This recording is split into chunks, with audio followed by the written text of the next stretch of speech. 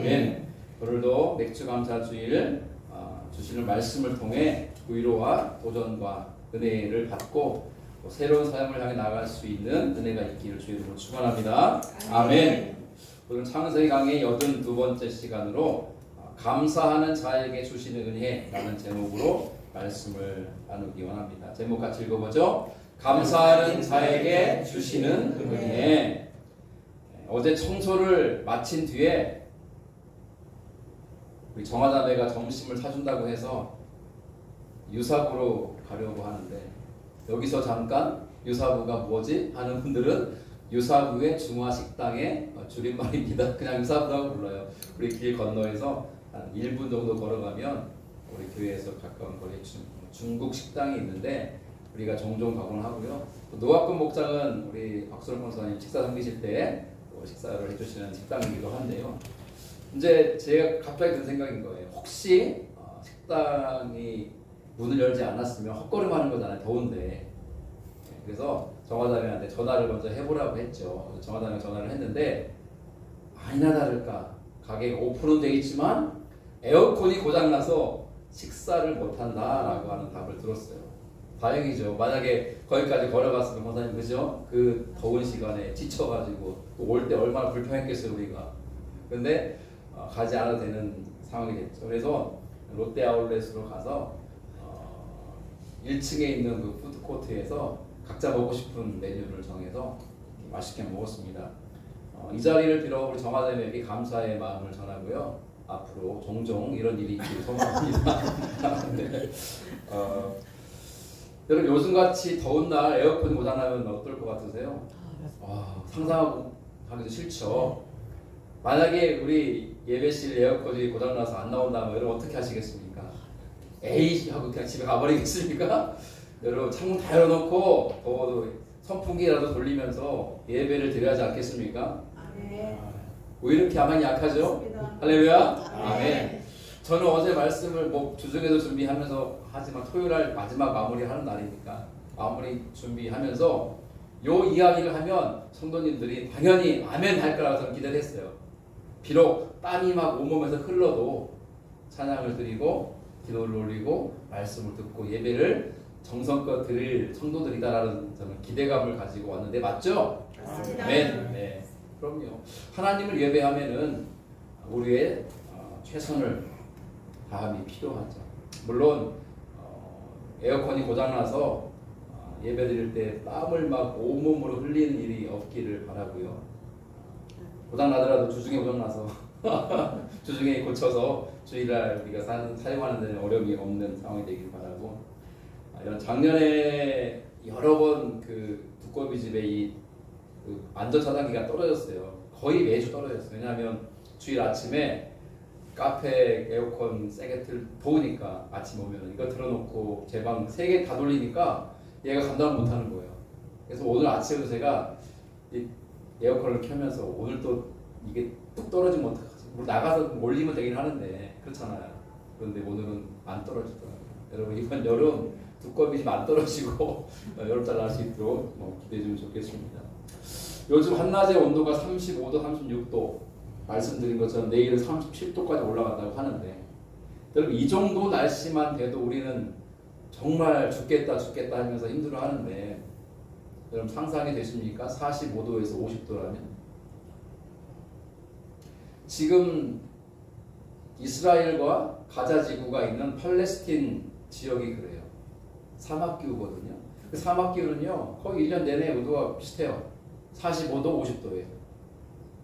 근데 해가 지면 추워. 근데 사실 우리가 가면 춥다고 느끼진 않아요. 근데 그 사람들은 춥다고 느껴요. 왜냐하면 워낙 낮에 뜨거우니까 일교차가 확 커지니까 심장마비로 죽어요. 영하가 아니고 10도 정도나 이렇게 떨어지는데도 불구하고 격차가 몇 도예요? 30도가 넘잖아요, 격차가. 그러니까 죽는 거예요, 심장마비로. 그래서 추워가지고 막 떨어져 사람들은. 그래서 옷을 막 치마처럼 감고 다니는 이유가 그런 이유 중 하나 그거래요. 추워서. 햇빛을 가리기도 하지만 해가 지면 추우니까 따뜻하게 보호하기 위해서 그렇게 옷을 칭칭 감고 다니는 거 사람들이, 중동 사람들이. 여러분 지금 우리가 말씀을 나누고 있는 이 가나안 땅과 애굽 땅이 그런 곳이에요. 동경제 36도가 돼도 힘들죠. 근데 45도, 50도, 심지어 50도 넘어간 날씨도 있거든요. 상상이 안 되죠. 그런 곳에서 비가 안 와요. 흉년이 온 거죠.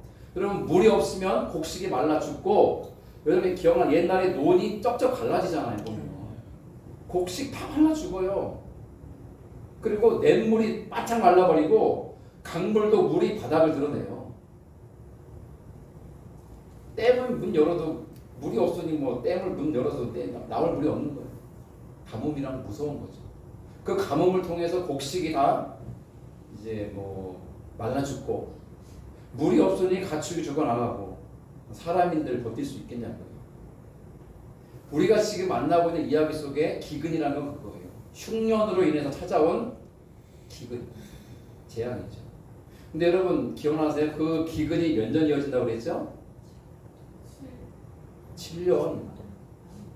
벌써 까먹으시면 안 되는데, 여러분 바로왕이 꿈을 꿨잖아요. 처음에는 튼실한, 이렇게 알고 튼실한 소 꿈을 꾸면서 그게 7마리 또 7 이삭이라고 그랬잖아요. 그래서 7년 동안 뭐가 있다? 풍년이 있다. 그리고 뒤에 오는 동풍에 바짝 마른 그 이삭들이 그 튼실한 이삭을 잡아먹고, 또 막 퀭하고 황폐한 그런 소가 나타나서 튼실한 소를 잡아먹고, 그 이야기가 꿈 이야기잖아요. 그게 7년의 풍년과 이어서 7년의 흉년이 온다. 그래서 미리 하나님이 알려주신 거잖아요. 그걸 요셉이 꿈풀이를 해주었고, 그 꿈풀이를 해주고 대안까지 제시한 요셉을 국무총리로 세웠잖아요. 자, 그런데 7년의 풍년이 이미 지났어요. 그리고 흉년이 시작되고 기근이 왔는데, 기근이 7년 동안 이어지는데 몇 년 지났냐면 2년밖에 안 지난 상황이에요. 앞으로 5년은 더 기근이 이어지는 거예요. 누가 버틸 수 있겠냐고요, 그 기간에. 가끔씩 비라도 오면 물은 받아서 마실 수 있지만 곡식이 없어서 굶주리는 것은 해결할 방법이 없는 거예요. 자, 그러한 상황에서 오늘 본문이 이렇게 이어집니다.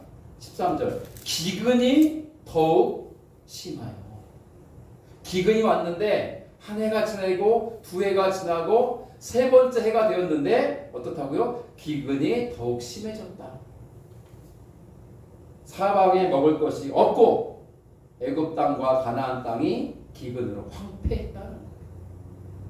사람이 살 수 없는 지경에 이른 거죠. 자, 그러자 애굽 백성들이 총리인 요셉을 찾아옵니다. 자, 14절 15절 이렇게 봅니다. 요셉이 곡식을 팔아 애굽 땅과 가나안 땅에 있는 돈을 모두 거두어 들이고 그 돈을 바로의 궁으로 가져가니, 14절 보면 이거예요. 이 말은 뭡니까? 애굽 사람들도 무엇을 지불하고 양식을 산 거죠? 돈. 여러분 시장 가서 야채를 사는데 돈 안 내고 어떻게 해요? 우리 권사님, 우리 그 리모델링 감사 예배 드리고요, 맛있는 또 식사를 했는데 권사님이 돈 내면 깜빡하고 나오시려고 하니까 그 주인 아주머니가 돈 내라고 권사님이 깜빡하신 거예요. 카드를 줬더니 카드가 안 되는 단말기가. 그래서 권사님이 옆에 있는 농협가 가지고 현금을 찾아오고 막 현금 드리고 막 이런 해프닝이 있었는데, 깜빡한 건 뭐 괜찮지만 의도적으로 돈 안 내고 뭐 가져오면 어떻게 돼요, 동경제? 큰일 났죠. 경찰에 부르면 잡혀가고 이제 도둑놈 내는 거죠. 돈을 지불하고 양식을 팔았어요. 애굽 백성들도 돈을 내야만 양식을 사서 먹고 기근을 버틸 수가 있는 거였습니다. 15절 상반절을 보세요. 애굽 땅과 가나안 땅에 뭐가 떨어졌어요? 돈이 떨어진지라. 여러분 돈 떨어진 적 있죠? 그때 마음이 어떠세요? 참 어렵죠. 마음이 처량하고 초라하고 불안하고 두렵고. 우리 자주 보지 않아요? 통장 잔고 이렇게 항상 이렇게 수입선이 안 그러십니까? 저도 종종 가요. 잔고가 얼마나 있나. 돈 나가는 건 왜 이렇게 많아요, 그죠?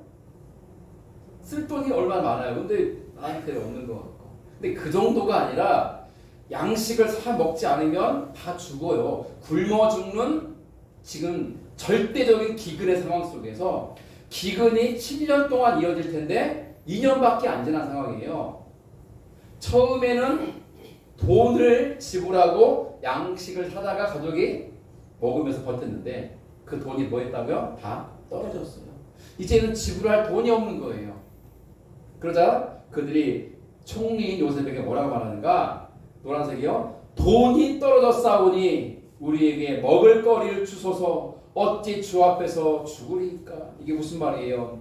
총리님, 우리 이제는 지불할 돈이 다 떨어졌습니다. 돈이 없습니다. 그러나 우리 양식이 없으면 굶어 죽을 수밖에 없으니 제발 양식을 좀 주십시오 라고 간절히 청한 거예요. 이때 요셉이 그렇다면서 참 불쌍하구나 하고 곡식창고를 열고 쌀을 줬으면 좋았을 텐데 그렇게 안 해요. 어떻게 합니까? 너희의 가축을 내라. 돈이 떨어졌은즉 내가 너희의 가축과 바꾸어 주리라. 그러니까 그들이 양식은 없지만 기르고 있던 가축이 있었거든요. 양이든 소든 낙이든 말이든 가축이 있잖아요. 그 가축을 가지고 와서 돈 대신 내면 양식을 주겠다 그런 거예요. 그러자 백성들이 그렇게 못합니다라고 했을까요? 아니죠. 그들은 가축을 가지고 와서 양식과 교환합니다. 물물교환이죠. 사실은 가축이 돈의 이 역할을 한 거죠. 돈 대신 가축을 드리고 양식을 얻어서 가족이 먹고 사는데 그 세 번째 해에요. 그 해 동안 먹을 것을 그들에게 줬다고 했어요. 세 번째 해를 날 수 있게 해줍니다. 자, 그렇게 해서 이야기가 이렇게 18절 이어집니다. 그 해가 다 가고 새해가 됐다. 그러니까 7년 기근 가운데 네 번째 해를 맞이한 거예요. 이제 3년밖에 안 지났고 네 번째 해를 맞이했는데 백성들이 요셉 총리에게 또 와서 말하는 거예요. 18절 보세요. 총리님, 우리가 주님께, 여기 주님은 총리님을 높여버린 말이죠. 총리님께 숨기지 않고 다 말하겠습니다. 우리의 돈이 다하였고 우리의 가축대가 총리님께로 돌아갔사오니 총리님께 주인님께 낼 것이 아무것도 남아있지 않습니다. 다만 우리 몸뚱아리와 땅, 토지밖에는 가진 게 없습니다. 라고 말합니다. 그리고 10절 이렇게 이어갑니다. 우리가 어찌 우리의 토지와 함께 주의 목전에 죽으리까? 우리의 몸과 토지를 받으시고 사시고 우리에게 먹을 것을 주십시오. 우리가 바로왕의 종이 되겠고 우리에게 종자를 주시면 우리가 살고 죽지 아니하며 토지도 농사할 수 있으니 황폐하게 되지 않을 것입니다. 라고 말합니다. 자, 여러분 여기서 가만 보면 19절이 전 이렇게 제가 이렇게 느껴져요. 뭐냐면 이 백성들이 처음에는 뭐를 내고 양식을 사갔죠? 돈. 목부님 뭘 냈다고요? 돈. 우리가 좋아하는 돈. 돈을 내고 양식을 사다가 가족끼리 먹으면 살았어요. 버텼어요. 근데 돈이 다 떨어졌어요.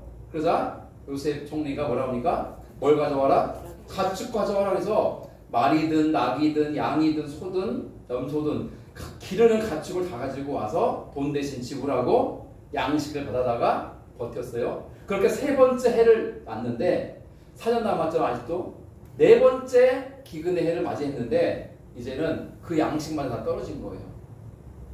그때 찾아와서 총리에게 말하는 거예요. 총리님, 이제 우리 돈도 다 떨어지고 가축도 주인님께 다 들여서 먹고 우리가 가진 것은 우리 몸뚱아리와 땅밖에 없습니다. 라고 말한 것까지는 그들이 말했을 것 같아요. 근데 19절은 문맥상 그들이 제안했다고 보기는 어려워요.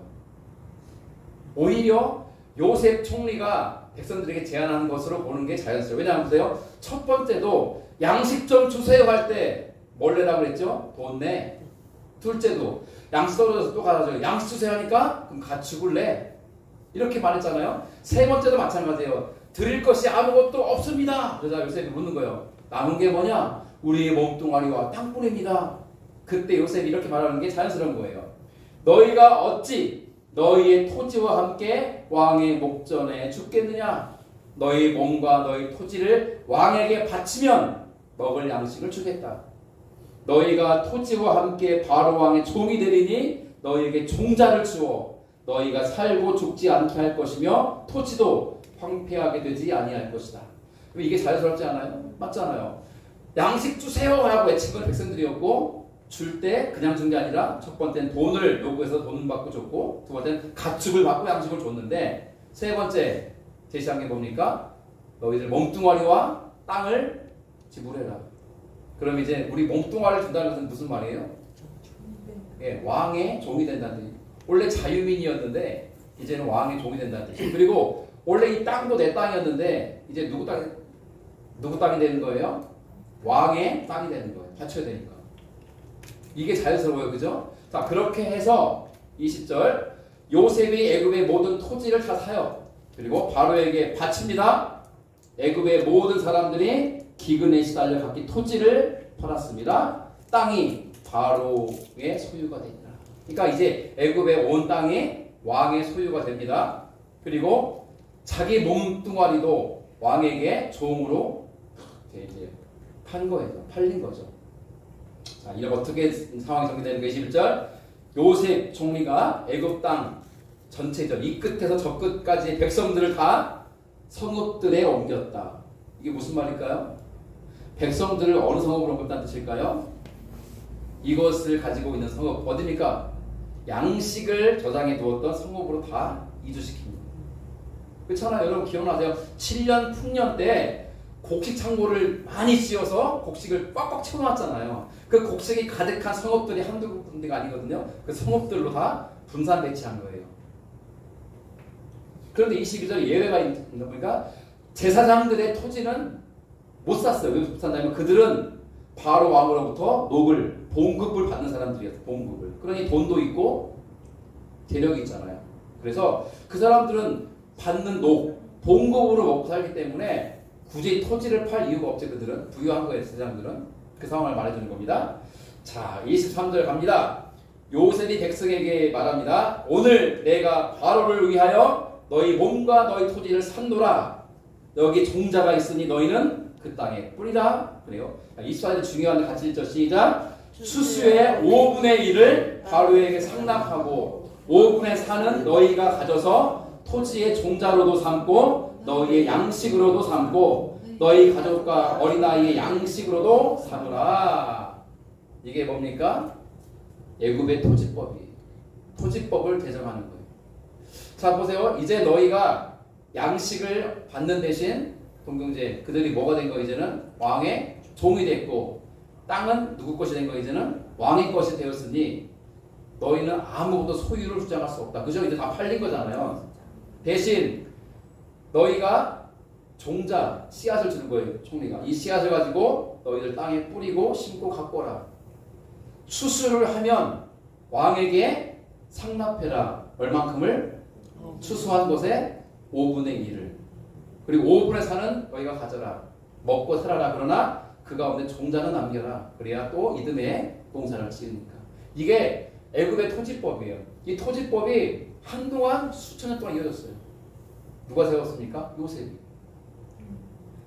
근데 저는 이 대목에서 이제 이 말씀을 여러분 좀 끝까지 가본 다음에 살펴볼 필요가 있습니다. 25절. 자, 같이 읽죠. 그들이 이르되 주께서 우리를 살리셨사오니 우리가 주께 은혜를 입고 바로의 종이 되겠나이다. 여러분 백성들이 한 말이에요. 이 뉘앙스가 어때요? 지금 막 슬퍼해요? 기뻐해요? 기뻐하죠. 불평해요? 감사해요? 감사하죠. 어떻게 뉘앙스를 알 수 있냐? 그래서 메시지 성경은 이렇게 이 구절을 이렇게 번역합니다. 같이 읽죠? 백성이 말했다. 주인님께서 저희 목숨을 구해주셨습니다. 주인님의 호의에 감사드립니다. 저희가 기꺼이 바로의 종이 되겠습니다. 어떤 신학자는요 이렇게 요셉을 폄하하더라고요. 이 부분을 해석하기를 요셉은 아주 악하고 나쁜 총리였다. 설명을 해요.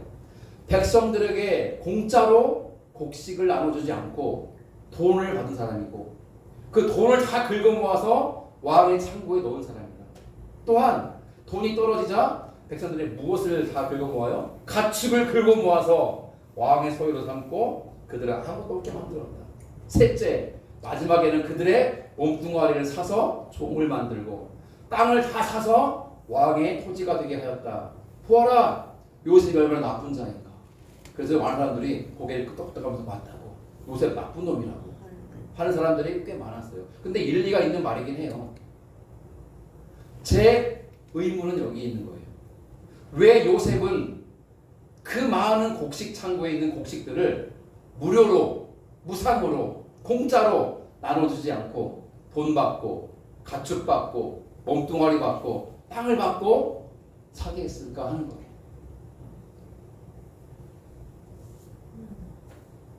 그럼 이 다 죽어가는데 백성은 살려야 될 거 아니에요. 공짜로 줘야 될 거 아니에요. 공짜로 먹고 살 수 있게. 근데 공짜로 준 적이 없어요. 요새는 돈 받고 가축 받고 몸뚱아리 받고 땅까지 받고. 그런데 의아한 거는 뭐냐, 그렇게 하기로 했을 때 백성들이 기뻐하며 감사드렸다는 거. 이게 또 이상한 의점인 거예요. 그러니 제가 앞서 설명해드린 신학자들의 해석은 틀린 거를 볼 수 있어요. 왜 틀렸는가? 백성들이 슬퍼해야 될 거 아니에요. 아이고 우리 이제는 자유민이었는데 종이 되었구나.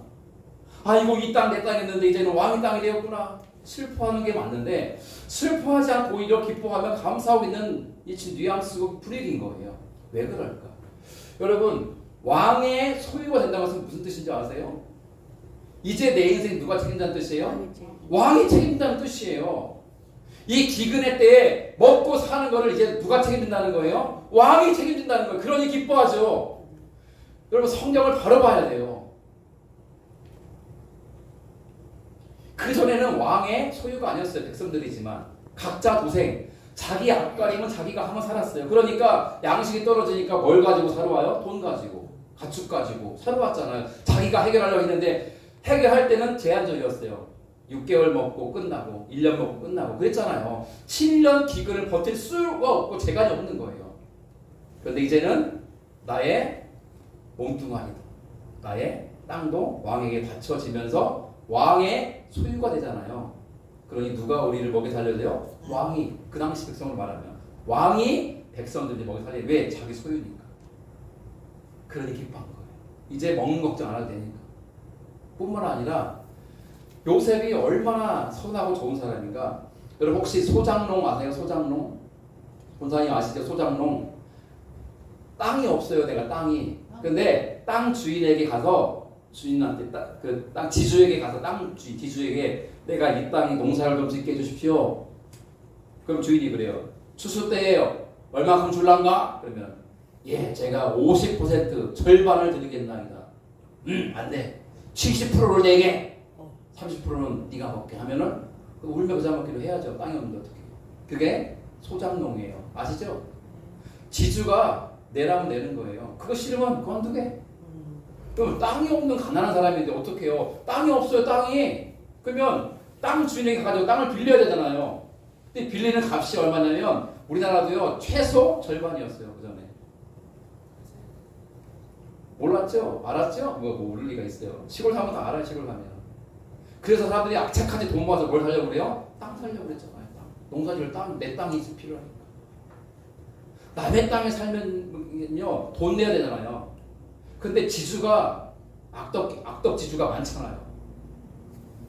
절반 혹은 60%, 70%, 심지어 80%까지 오가 사람이 있다니까요.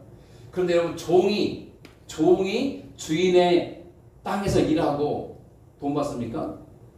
아니요. 종은요 먹여만 주는 것뿐이에요. 그죠? 안 그래요? 종은 그래요. 종은 뼈 빠지게 일해도 들어오는 게 없고 그냥 먹여 살려만 줘요. 주인이. 그게 종이에요. 자, 애굽 사람들이 다 종이 됐죠 이제는. 근데 요셉은 그 종들을 어떻게 대해요? 천하고 함부로 폭력적으로 대하지 않아요. 인간적으로 대하고 인격적으로 대해요. 그리고 뭘 허용하냐? 너희들이 왕의 땅에서 농사를 지으면 추수했을 때 절반이 아니라 얼마를 내라고요? 5분의 1만 내라. 여러분 5분의 1은 20%밖에 안 돼요. 왕에게 5분의 1만 상납하고 5분의 4, 80%는 니들이 가져라. 이런 게 어디 있어요? 이런 게 종인데 더구나. 누가 요셉을 가리켜 악덕한 총리라고 말할 수 있냐고요. 그러자 백성들이 어떻게 해요? 기뻐하고 감사하고. 또 하나 흥미로운 것은 이거예요. 여러분 사람이요. 여러분 그 쥐도 궁지에 몰리면 어떻게 해요? 고양이를 문다는 말이 있어요. 먹고 살게 해줘야죠. 그죠? 나라의 백성들이 먹고 살게끔 왕이 해줘야 되는데 먹고 살 수 없게끔 되면 백성들이 어떻게 할까 이제는 마지막에는 밀란이라고 밀란을 일으키죠. 밀란. 백성들의 반란을 일으키죠. 어차피 죽을 거 나라님이 먹는 귀찮은 거나 털어가지고 배불리 먹고 죽자 하고 나라를 그냥 엉망진창 만들고요. 시장에 가가지고요. 장사하는 사람들이 막 그걸 다 훔쳐오고 강탈하는 거예요. 안 그럴 것 같으세요? 지금 자식이 굶어 죽어가는데 가만히 있을 부모가 어딨냐고요. 가서 훔쳐서라도 먹여야 될 거 아니에요. 나라가 어떻게 되겠냐. 나라 꼴이. 온 나라에 강도짓, 막 강탈, 폭력, 살인, 방화, 불지르고 빼앗고 훔치고 싸우고 전쟁하고 나라의 곳간을 털고. 여러분 안 그럴 것 같으세요? 그런데 애굽 나라는 그런 일이 전혀 없어요. 그러니까 전체적으로 보면 누구의 다스림 때문에 요셉의 다스림. 요셉이 그런 다스림의 지혜가 어디서 왔느냐? 하나님에서 오는 거예요. 그들은요 본문 내용에 불평했다, 원망했다, 짜증냈다, 원성을 냈다는 말이 없어요. 항상 기뻐했던 것 같아요. 힘들지만. 왜? 어차피 죽을 건데. 여러분 가뭄이 오면 양식이 없어요 우리 집에. 근데 돈은 많아요. 근데 그 돈은 종이 조각이 되는 거예요. 집에 금은보화가 가득해요. 이상민 전 장관은 집에 그 엄청난 돈을 쌓아놨다가 들켰다고 하던데 금덩어리가 집에 가득하면 뭐예요? 양식이 없는데 아무것도 아닌 거예요. 여러분 양식이 제일 중요해요. 그래서 여러분 이거는 정치적인 구도이지만 우리는 농업이 자립돼야 돼요. 대한민국에 농사하는 분들이 농사를 했을 때 생산하는 쌀의 양이 우리 5천만이 넘는 대한민국 사람들이 먹고 살 수 있는 양이 돼야 되는 거예요. 그게 안 되면 어떻게 되냐? 사와야 될 거 아니에요, 딴 데서. 지금은 싸게 사죠? 세계 경제 어려져가지고 쌀값이 폭등하면 어떡할 건데, 그때. 엄청난 돈을 주고 쌀을 사와야 돼요. 쌀이 힘이고 쌀이 돈인 거예요. 그러니까 우리나라가요, 농업을 진흥하면서 자립을 해야 돼, 자립을. 농사를 잘 지어야 돼, 우리나라가. 그게 힘이에요. 여러분 먹을 것이 없어진 시대에 금덩어리가 무슨 작용이에요? 금덩어리 먹을래요? 돈 먹을래요? 세상에서 제일 더러운 게 돈이라는데. 그런데 휴지조각 같은 돈이지만 돈을 받고 당신을 내주니 얼마나 감사해요. 여러분 가축을 받았다는 것은요 나쁜 놈이어서 가축을 뺏은 게 아니라 여러분 가축을 가지고 있으면 가축에게도 뭘 줘야 돼요? 양식 줘야 되는데 주인인 자기들도 먹을 것이 없는데 가축에 양식 줄 수가 없잖아요. 근데 가축 달라 하니까 가축을 주면 이제 그 가축을 누가 길러야 돼요? 총리가 길러야죠. 그쵸? 그 양식을 주니까 기쁘고 감사한 거예요. 우리 집 개똥이를 팔았는데 개똥이가 안 죽고 총리가 기르는 거예요. 그런 격인 거예요 지금. 내가 먹일 일인데 총리님이 먹여주는 거예요. 우리 개똥이를. 얼마나 좋아요. 뿐만 아니라 몸뚱아리와 땅도 외면상을 팔락한 거지만 왕의 책임 안에 들어오도록 그들을 보호한 거. 그러니까 어떻게 보이냐? 그 터진 사람들 다 어디를 모았다고 그랬어요? 곡식 있는 성읍들로 다 재배치했다고 그랬잖아요. 먹고 살 수 있게 해줘요. 그리고 토지법을 제정해서 열심히 일하면 5분의 4는 니네들 갖고 5분의 1만 세금으로 내거라. 이런 총리가 어디 있냐고요. 그래서 이들이 기뻐했던 거고 감사했다. 제가 자료를 찾다가요 참 슬픈 우리나라의 자화상을 봤어요. 뭐냐면요 이런 거예요. 여러분 코스트코 아시죠? 코스트코라는 큰 매장이 대구에도 두 군데 있는 거 있는데 맞죠? 맞죠? 하나는 여기 혁신도시 쪽에 있거든요. 저는 코스트코에 딱 한 번 가봤네요. 코스트코 카드 있는 사람 따라서 제 카드가 지금 없거든요. 근데 코스트코 가면 그 푸드코트 쪽에 사람들이 음식을 시켜 먹을 수 있는 데가 있거든요. 테이블이 있고. 근데 거기에 음식을 주문해서 먹는 사람들을 위해서 한동안 양파채를 썰어서 이렇게 먹을 수 있게 한동안 한쪽에 놨대요. 셀프 코너로. 누구든지 먹을 수 있게. 근데 그게 얼마 안 있다가 그 양파채를 제공하는 무료 서비스가 없어졌어요. 얼마 뒤에. 왜 그랬을까요? 아주머니들이 반찬통을 가지고 와서 막 담아갔대요. 아, 공짜. 중국인이 아니고 우리나라 사람이요. 다른 도시가 아니고 대구 사람이요. 죄송해요. 그리고 대형마트에서 시식 코너를 하는데요. 시식 코너에도 이 관리하는 사람이 잠깐 자리를 비우면요, 다 없어진대요, 거기 있는 게. 봤더니 아주머니 또 그때 통에다 담아가더니 만두 한 조각 먹으라 했더니 막 담아가더니 한 끼 식사한다고. 가구 전문점 이케아라는 게 있죠. 이케아. 미국에서는 아이케아라고 불렀는데 아무튼 이케아라는 그 큰 가구 전문점이 있죠. 그죠? 근데 거기 가면요, 이 연필이 곳곳에 다 있어요. 뭐 수량을 잴 때 쓰거나 메모할 때 쓰라고 하는데요. 그 용당 연필이 다 사라져가지고요, 난리 났어요. 다 가져간 거예요, 사람들. 그리고요, 가져간 사람들이 온라인에 올렸대요. 한 뭉치에 3,000원에 팝니다. 아, 실제 있었던 일이에요. 그리고 목욕탕 사건은 아시죠? 목욕탕에서는요, 여탕, 대중탕 한 달에 수건이 몇 장씩 없어질까요? 평균 100장씩 없어진대요. 여탕에서. 그거 도둑질인 거예요. 내 거 아닌데 왜 가져와죠? 신기하지 않아요? 서울시에서 얼마 전에 양심 도서관을 운영했어요. 지하철 역사와 또 바깥에 이제 곳곳에. 뭐냐면 책 나눠주는 게 아니라 책을 책꽂이에 딱 비치하고 이렇게 공간을 마련하는데, 들어가서 자기가 보고 싶은 책을 골라서 장부에 써야 돼요. 뭐 어디 사는 누구 전화번호 쓰고 자기가 빌려가는 거예요. 그리고 거기 이제 2주 기간인데 2주 뒤에 반납해야 되는데, 가져가 놓고 반납을 안 해서 거기 있는 책이 다 없어진 거예요. 그래서 문 닫았어요. 이름이 양심 도서관인데 비양심적인 인간들 때문에 도서관 문 닫았어요. 양심 우산을 운영했어요. 비가 올 때 급하게 쓰고, 그러면 이제 비가 그치고 다음날 다시 출근할 때 갖다 놓으세요, 이건데 아무도 가져가서 안 갖다 준 거예요. 그래서 양심 우산 서비스도 종료됐어요. 양심 자전거 서비스도 운영했거든요. 빌려주는 거예요. 자전거를 타고 다시 갖다 놔야 되는데, 자전거가 25대가 있었던 양심 그 자전거 하는데 서비스 센터가 25대가 다 사용되고 반납이 안 됐대요. 문 닫았대요. 이게 다른 나라 얘기야, 우리나라 얘기예요 지금? 최근에 벌어진 일들이에요.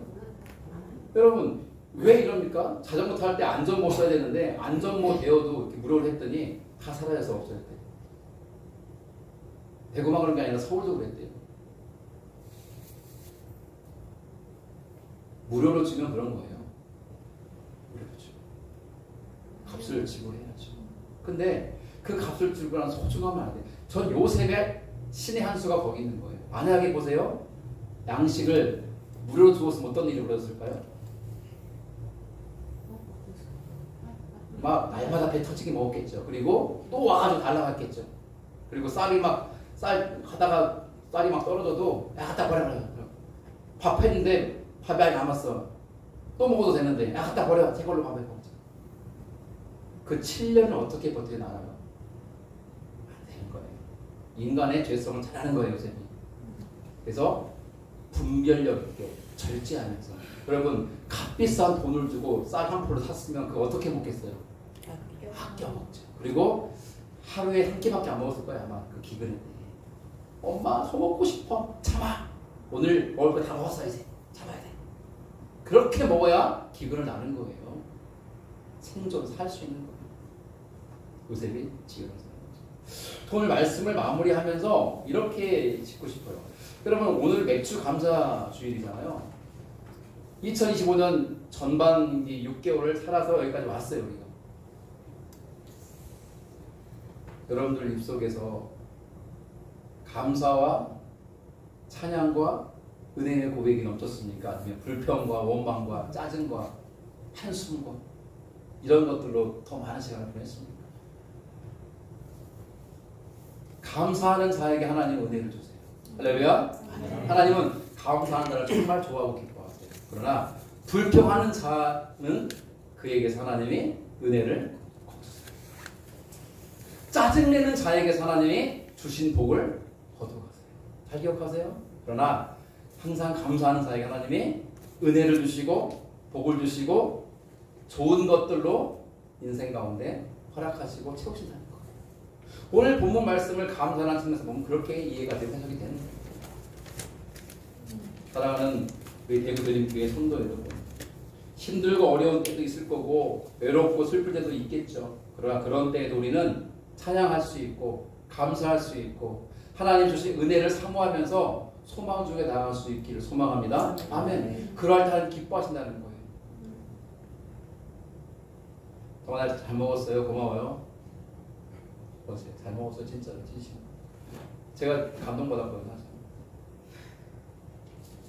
정화자매가 사준 게 전 너무 감사했어요. 그래서 제가 밥 한 톨 안 남기고 다 먹었어요.